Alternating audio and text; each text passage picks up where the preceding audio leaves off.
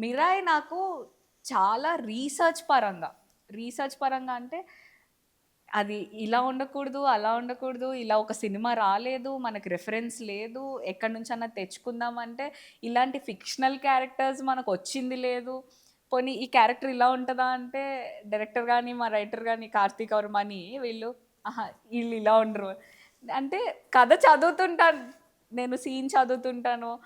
ఓహో! వీళ్ళు ఇలా ఉంటారేమో అంటే కాదు అలా ఉండరు. అంటే పోనీ ఇలా ఉంటారా అంటే కాదు. సో, ట్రయల్ అండ్ ఎర్రర్ చాలా జరిగింది. ఓకే.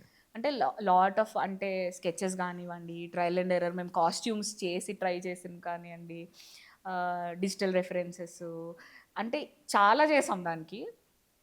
సో, ఇట్ వాస్ అంటే mind and physically both wear exhausted when Mirai హ్మ్. తీసుకున్నప్పుడు. ఓకే.